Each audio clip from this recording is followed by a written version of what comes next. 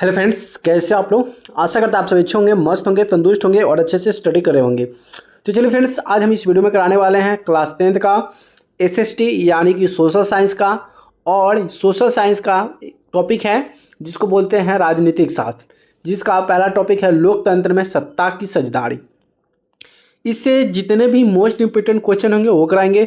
सबसे पहले क्वेश्चन आपको बुक से मिलेगा, जो कि बुक से ऑब्जेक्टिव प्रश्न होते हैं। तो आपका जो एनसीईआरटी के जो बुक होते हैं एससीईआरटी क्लास 10th का, उसमें ऑब्जेक्टिव क्वेश्चन कम रहते हैं, 10 या 8-10 क्वेश्चन रहते हैं। लेकिन उसके अलावा 8-10 क्वेश्चन के अलावा भी VVI question, most important question कराएंगे, जो कि आपको एग्जाम में क्वेश्चन आते हैं। ठीक है, तो चलिए यहाँ से वीडियो को स्टार्ट करते हैं। चैनल को सब्सक्राइब नहीं किया तो चैनल को सब्सक्राइब जरूर कर लीजिएगा, बेल आइकन को दबा दीजिएगा ताकि हमारे जितने भी नए वीडियो होगा अब तक पहुँचता रहेगा। ठीक है, तो चलिए यहाँ से क्वेश्चन को स्टार्ट करते हैं।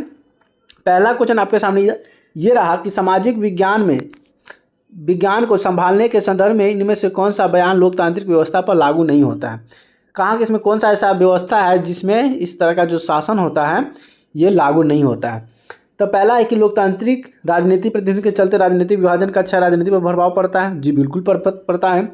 लोकतंत्र में विभिन्न समुदाय में शांतिपूर्ण ढंग से अपनी शिकायत जाहिर कर सकता है, ये भी बात सही है, कर सकता है। लोकतंत्र में सामाजिक विभाजन को हल करने का सबसे अच्छा तरीका, ये भी बात सही है। चौथा करा है कि लोकतांत्रिक सामाजिक विभाजन के आधार पर समाज को विखंडन की ओर रहता है। जी बिल्कुल नहीं, ये समाज को विखंडन की ओर नहीं ले जाता, ताकि एक नई दिशा की ओर ले जाता है। तो पूछा है कि व्यवस्था पर लागू नहीं होता, तो हमारा यही आंसर होगा जो लागू नहीं होता है। ठीक है, अगला है कि निम्नलिखित बयानों पर चर्चा। एक बयान है, उस बयान पर ध्यान समझिएगा। पहला बयान करा है कि जहाँ सामाजिक अंतर एक दूसरे को टकराते हैं वहाँ सामाजिक विभाजन होता है। कहा कि जहाँ पे सामाजिक अंतर मतलब भेदभाव जब एक दूसरे से टकराता है तो एक समाज में विभाजन होता है, अगला अलगाव होता है, पहला। दूसरा बयान करा कि यह संभव है कि एक व्यक्ति ही की कई पहचान हो। सही बात है, यह संभव है कि एक व्यक्ति की पहचान कई अलग अलग तरह का होता है। सिर्फ भारत जैसे बड़े देशों में ही सामाजिक विभाजन होता है। क्या ये सही बात है? ये जो बयान दिया है, बयान क्या बयान, कौन सा बयान सही है? तो अगर हम बयान की बात करेंगे तो यहाँ पे बयान जो होगा, पहला बयान सही बोला है और दूसरा बयान सही बोला। लेकिन यहाँ पे अगर सिर्फ भारत जैसे बड़े देशों में सामाजिक विभाजन होता है, जी बिल्कुल नहीं। ये सभी देशों में क्या होता है कि विभाजन की प्रक्रिया होता है। ऐसा ही नहीं कि भारत में विभाजन होता है, सामाजिक विभाजन होता है, अलगाव होता है। बड़े देशों में, कोई भी देश हो, छोटे छोटे देश से राज्यों में भी क्या होता है, ये सामाजिक विभाजन होता है। समाज में अलग अलग तरह के लोग रहना चाहना शुरू कर देते हैं। यानी कि क और ख जो बयान सही है और ये तीसरा जो है ग गलत है। चलिए नेक्स्ट क्वेश्चन ये रहा आपके सामने, क्या कहता है। इस बार 3 क्वेश्चन आया, 3 क्वेश्चन ले लेते हैं। ठीक, 3 क्वेश्चन में से पहला क्वेश्चन है कि निम्नलिखित व्यक्तियों में कौन सा लोकतंत्र के रंग भेद के विरोध नहीं है। तो यह है किंग मार्टिन लूथर, ये थे महात्मा गांधी, लोपंगी, धावक स्मिथ, जॉन और कॉमनवेल्थ। ये सभी क्या थे, व्यक्तियों में लोकतंत्र के भेद के विरुद्ध नहीं थे। तो ये सब रंग रूप के विरुद्ध थे, लेकिन जेड गुडी जो था ये सब विरुद्ध नहीं था। कहा कि चल है जैसा है चलेंगे, लेकिन कहा कि नहीं, किसी के साथ रंग रूप भेदभाव ऐसा नहीं होना चाहिए।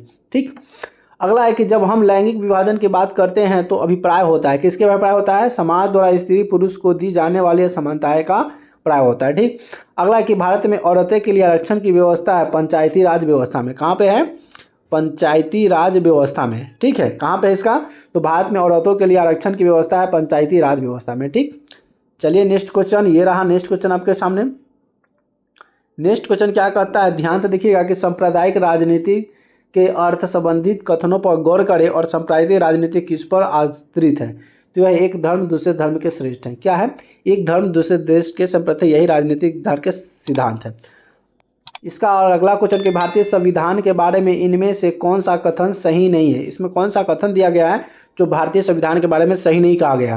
पहला, यह धर्म आधार पर भेदभाव भावनी की, देखिए पहला ही तो गलत कर दिया कि यह धर्म के आधार पर भेदभाव मनाही करता है। अच्छा, यहाँ पे कौन सा कथन सही नहीं है, यही बात कर रहा है कि यह सही नहीं है, क्योंकि धर्म के आधार पर भेदभाव थोड़े करता है भाई, किसी के साथ हमें धर्म के आधार पर भेदभाव नहीं करना है। इसमें कह रहा है कौन सा कथन सही नहीं है, तो यही सही नहीं है। कह रहा है यह एक धर्म को राजकीय धर्म बनाता है। सही बात है, सभी लोगों को कोई भी धर्म मानने की आज़ादी नहीं देता है। जी बिल्कुल देता है, सभी लोगों को कोई भी धर्म मानने की आज़ादी नहीं देता है। किसी धर्म समुदाय में सभी नागरिक बराबर का अधिकार देता है। ठीक, तो ये सब सही है, लेकिन ये गलत है। अब ये बुक का क्वेश्चन था, बुक के अलावा मैंने यहाँ से क्वेश्चन लिया है मोस्ट इंपोर्टेंट क्वेश्चन। इस क्वेश्चन को भी ध्यान से देखते जाइएगा और इसको सॉल्व करना है। ठीक है, तो चलिए पहला क्वेश्चन क्या कहता है कि संविधान का कौन सा अनुच्छेद धर्म, वंश, जाति या स्थान के आधार पर किसी प्रकार के भेदभाव का निषेध करता है। तो निषेध की बात करते हैं, ये अनुच्छेद करता है 15। क्या है? अनुच्छेद 15 की बात करता है। ठीक। अगला क्षेत्रवाद की भावना एक कुपरिणाम है किसका? अलगाववाद। क्या हो जाएगा? अलगाववाद का है, अलगाववाद। चलिए नेक्स्ट क्वेश्चन आपके सामने ये रहा। नेक्स्ट क्वेश्चन क्या कहता है कि ब्रुसेल्स में 8% लोग किस भाषा को बोलते हैं? तो ये फ्रेंच भाषा। क्या है? फ्रेंच भाषा को बोलते हैं। ब्रुसेल्स में 80% जो लोग हैं वह फ्रेंच भाषा को बोलते हैं। अगला है मराठी मनुष्य का विवाद कि निम्नलिखित में से किस राज्य से संबंधित है? तो ये हो जाएगा महाराष्ट्र। मराठी कहाँ बोलता है? महाराष्ट्र में। क्या है? महाराष्ट्र में बोलता है। ठीक है, तो महाराष्ट्र का विवाद है। अगला है कि सांप्रदायिक राजनीतिक आधारित होता है। सांप्रदायिक राजनीति जो आधारित होता है किस पर आधारित होता है? तो ये होता है धर्म के आधार पर। किसके आधार पर? धर्म के आधार पर होता है। 1967 में भारतीय राजनीति ने निम्नलिखित में से किसका वर्चस्व सही किया था? किसका वर्चस्व रहा? तो ये वर्चस्व रहा स्वर्ण का। किसका? स्वर्ण का रहा। ठीक। अगला क्वेश्चन ये आपके सामने क्या कहता है कि भारत में समाज, क्या है कि भारत में समाज सुधार आंदोलन निम्नलिखित में से किसका योगदान था? तो योगदान था ज्योतिबा फुले का। ज्योतिबा फुले, महात्मा गांधी, उसके बाद डॉक्टर भीमराव अंबेडकर, ये तीनों का जो क्या था? ये सुधार आंदोलन के खिलाफ योगदान काफ़ी था।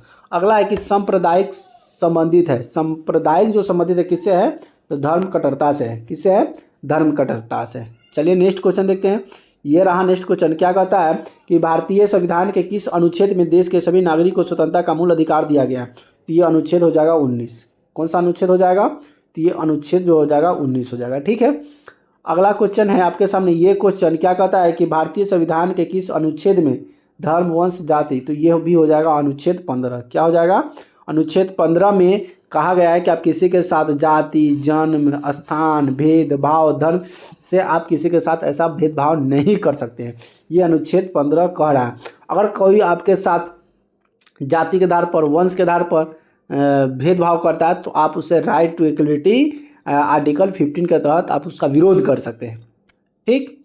अगला क्वेश्चन ये रहा कि वर्ण व्यवस्था, क्या है कि वर्ण व्यवस्था व्यवस्थित रूप है। तो ये है ब्राह्मण, क्षत्रिय, शूद्र और वैश्य। ये वर्ण 4 भागों में बांटा गया, जिसके ब्राह्मण हो गया, क्षत्रिय हो गया, वैश्य हो गया, शूद्र हो गया। ये सभी को काम करने के लिए 4 भागों में बांट दिया गया है। लेकिन यहाँ पे बांटने के बाद लोग सब इसकी बात को समझते नहीं हैं और यहाँ से लोग जातिवाद करते हैं। ठीक है।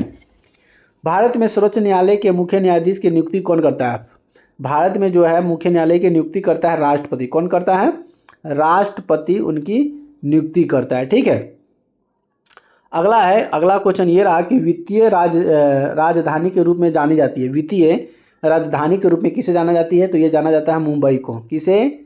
मुंबई को वित्तीय राजधानी के रूप में जाना जाता है। धर्म को समुदाय का मुख्य आधार मानने वाले को कहते हैं, क्या कहते हैं? तो इसे कहते हैं सांप्रदायिक। क्या कहते हैं? सांप्रदायिक कहते हैं। ठीक है। अगला क्वेश्चन ये रहा आपके सामने कि लोकतंत्र जनता के द्वारा जनता के लिए शासन करता है। ये कथन किसका था? ये जो कथन था अरस्तु का था। क्या है?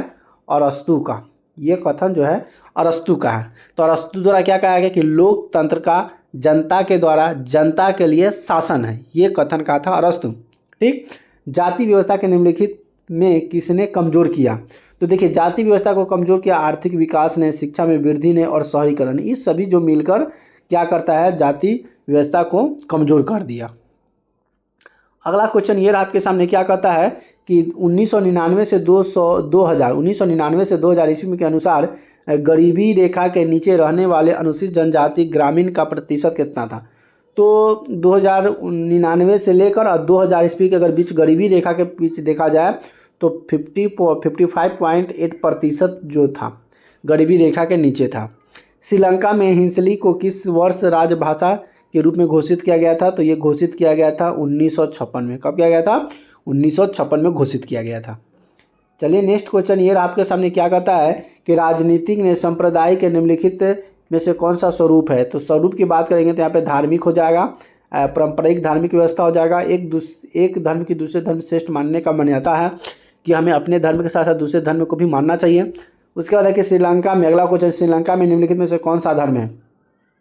तो ये हो जाएगा बौद्ध धर्म। श्रीलंका में जो धर्म माना जाता है ये कौन सा धर्म को मानते हैं, तो इसमें मानते हैं बौद्ध धर्म। कौन सा धर्म, बौद्ध धर्म। श्रीलंका में कौन सा धर्म है, बौद्ध धर्म के मानने वाले लोग सब रहते हैं।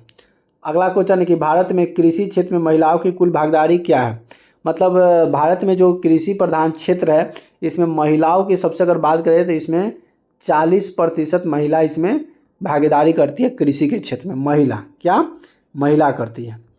अगला है कि 15वीं लोकसभा में महिलाओं की भागीदारी कितनी थी, तो 15वीं जब लोकसभा हुआ था उसमें महिलाओं की भागीदारी 10.65% था। ठीक।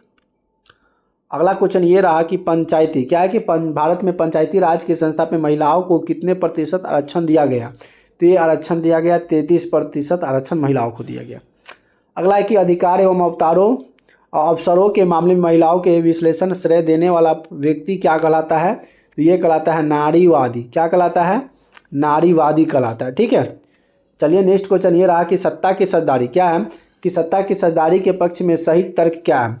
सत्ता की साझेदारी के अगर पक्ष में अगर सही तर्क की बात करें, क्या देश की एकता को कमजोर बनाती है, जी बिल्कुल नहीं। विभिन्न समुदाय के बीच टकराव कम करती है, ये बात सही है कि सत्ता में जो साझेदारी होता है तो दोनों बीच का जो टकराव होता है उस टकराव को क्या करता है, कम करता है। अगला क्वेश्चन है कि संघ सरकार का उदाहरण है। संघ सरकार किसे कहते हैं, क्या चीन ब्रिटेन होगा, तो ये संघ सरकार जो होता है अमेरिका को कहते हैं। अमेरिका में कैसी सरकार है, संघ सरकार। ठीक। चलिए नेक्स्ट क्वेश्चन ये रहा कि कौन सा क्या है कि कौन सा आंदोलन सैगिक समानता पर बल देता है। कौन सा आंदोलन सैगिक समानता पर बल देता है, तो ये आंदोलन कौन सा हो जाएगा, ये नारीवादी क्या है, नारीवादी है। क्या है, नारीवादी आंदोलन जो है। ठीक है, नारीवादी आंदोलन हो जाएगा। ठीक। अगला एक भारत में कहाँ महिलाओं के लिए आरक्षण की व्यवस्था है। भारत में महिलाओं के लिए आरक्षण की व्यवस्था है, लेकिन कौन सा क्षेत्र में है, तो हम क्षेत्र की बात करेंगे तो वो क्षेत्र हो जाएगा पंचायती। क्या हो जाएगा, पंचायती राज। पंचायती राज व्यवस्था जो होता है वहाँ पे वह महिलाओं के लिए आरक्षित सीटें हैं व्यवस्थित की गई है। ठीक। अगला क्वेश्चन ये रहा आपके सामने कि निम्नलिखित व्यक्तियों में कौन लोकतंत्र के रंग भेद के विरोधी नहीं थे, तो ये विरोधी नहीं थे कौन, आपका मार्टिन लूथर। लूथर जो थे रंग भेद के ऊपर क्या थे, विरोध करते थे। महात्मा गांधी भी विरोध करते थे, उनके बाद आपका भीमराव अंबेडकर भी विरोध करते थे, लेकिन जेडी क्या है, जेड गुडी जो थे वह भेद नहीं करते थे। ठीक है, विरोध उसका नहीं किए। अगला है कि किस देश में सामाजिक विभेद के कारण विखंडन का सामना करना पड़ा, तो ये हो जाएगा यूगो। क्या हो जाएगा, युगोस्लावियो ने विरोध नहीं किया। अगला क्वेश्चन ये रहा आपके सामने कि इंग्लैंड में क्या है कि इंग्लैंड में महिलाओं का वयस्क मताधिकार कब मिला, तो ये मिला था 1928 में। 1928 में महिलाओं को एक वयस्क अधिकार मिला गया था। अगला क्वेश्चन है कि निम्नलिखित में भारत के लिए कौन सा कथन सही है। कह रहा है कि यह धर्म की प्रधानता है, जी बिल्कुल नहीं। यह धार्मिक स्वतंत्रता का अभाव है, बिल्कुल नहीं। यह धार्मिक सौहार्द का प्रभाव है, नहीं। ये है यह धर्म निरपेक्ष राज्य है। अगर पूछा जाए कि धर्म निरपेक्ष जो राज्य है कौन सा है, तो ये मेरा भारत है। धर्म निरपेक्ष क्योंकि यहाँ पे सभी धर्म, सभी जात, सभी रंग भेदभाव के लोग रहते हैं। ठीक है, तो एक दिन भारत भी खत्म हो जाएगा, क्योंकि सभी देख लिए सभी देश में अपने अपने धर्म के लोग रहते हैं। सऊदी अरब चले जाइए, उसमें सिर्फ इस्लामिक देश है, मुसलमान लोग रहते हैं। चीन में चले जाइए, बुद्ध धर्म रहते हैं। उसी तरह से अमेरिका में चले जाइए, क्रिश्चियन लोग रहते हैं। श्रीलंका में सिर्फ बुद्ध लोग रहते हैं। लेकिन भारत ही ऐसा देश है कि सभी धर्म के लोग रहते हैं। तो भाई हिंदू तो कहाँ गया, हिंदू तो खत्म हो जाएगा। तो भारत को शरण, सबको शरण देते देते यहाँ का खुद भारतीय, खुद हिंदू सनातन खत्म हो गया। चलिए अगला क्वेश्चन की बात करते हैं। अगला क्वेश्चन ये है कि सामाजिक विभाजन क्या है, कि सामाजिक विभाजन का आधार नहीं है। तो सामाजिक विभाजन का जो आधार होता है, जाति के आधार पर समाज का विभाजन होता है, भाषा के आधार पर होता है, धर्म के आधार पर होता है, लेकिन मानवता के आधार पर नहीं होता है। ठीक है, मानवता का कोई विभाजन नहीं होता है। अगला है नस्ल का आधार। नस्ल का आधार क्या होता है, जीव। क्या होता है, नस्ल का आधार जो होता है ये होता है जीव शास्त्र। क्या होता है, जीव शास्त्र होता है। ठीक है, अगला क्वेश्चन ये रहा आपके सामने कि भारत में सामाजिक विभाजन है। क्या है कि भारत में सामाजिक विभाजन है। क्या है, तो सामाजिक जो विभाजन है ना बहुत जटिल है। क्या है, बहुत जटिल है। ठीक है, अगला है कि मुंबई में उत्तर भारतीय हिंदी भाषी लोग माने जाते हैं। तो मुंबई में जो उत्तर भारतीय जो कोई हिंदी भाषी जो वहाँ के जो लोग हैं माने जाते हैं गरीब भैया। क्या है? उन्हें गरीब भैया कहा जाता है, गरीब भैया। क्या? गरीब भैया। अगला क्वेश्चन ये रहा आपके सामने कि असम में बिहारियों पर होने वाला अत्याचार का आधार था। मतलब असम में देख लीजिए बिहारी को कहाँ कहाँ नहीं प्रताड़ित किया गया। बिहारी को तमिलनाडु में, बिहारी को झारखंड में, बिहारी को महाराष्ट्र में, बिहारी को असम में, बिहारी को गुजरात में, बिहारी को दिल्ली में। तो इसका मेन जो जिम्मेवार होता है ना, बिहारी को ऐसा शब्द मिल गया बिहार, बिहारी कितना घटिया, इस सब का जो मेन कारण होता है ना, ये हमारे बिहार के जो नेता लोग हैं ना, उसके वजह से बिहार का बदनामी होता है। बिहार का अगर शिक्षा सही हो जाए, बिहार का हर कुछ सही हो जाए, बिहार के मजदूर को दूसरे राज्य में, दूसरे देश में अगर नहीं जाना पड़े ना, तो बिहार की स्थिति सुधर सकता है। तो यहाँ पे असम में बिहारियों पर होने वाले अत्याचार का आधार था क्षेत्रवाद। क्या था? क्षेत्रवाद था। तो बिहारी हर जगह जाता है, क्यों जाता है? रोजगार की तलाश में। रोजगार की तलाश, क्योंकि हमारे बिहार में रोजगार है ही नहीं, जिसकी वजह से जाता है। और हमारे राजनेता लोग अगर बिहार में इतना सुविधा कर दे हर चीज़ की, तो दूसरे राज्य में जाने की जरूरत नहीं पड़ता। यही कारण है। अगला है कि दलित और महादलित में एक नया पहचान बना। तो वो दलित और महादलित में एक नया पहचान बना कहाँ पे? तो बिहार में। कहाँ पे बना? बिहार में। ठीक, चलिए अगला क्वेश्चन ये रहा कि बांग्लादेश का उदय कब हुआ था। बांग्लादेश का उदय कब हुआ था?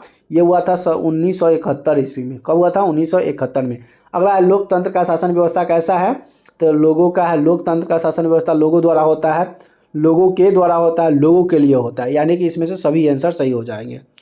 अगला क्वेश्चन ये रहा कि भारत में किस तरह लोकतंत्र है। भारत में किस तरह का लोकतंत्र है? तो यह है अप्रत्यक्ष लोकतंत्र। क्या है?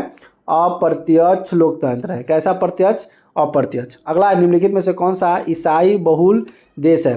तो देखिए आयरलैंड, उत्तरी आयरलैंड। क्या है? उत्तरी आयरलैंड। उसके बाद आ जाए नीदरलैंड। क्या है? नीदरलैंड। क्या है? नीदरलैंड। ये दोनों देश जो है ईसाई बहुल देश है।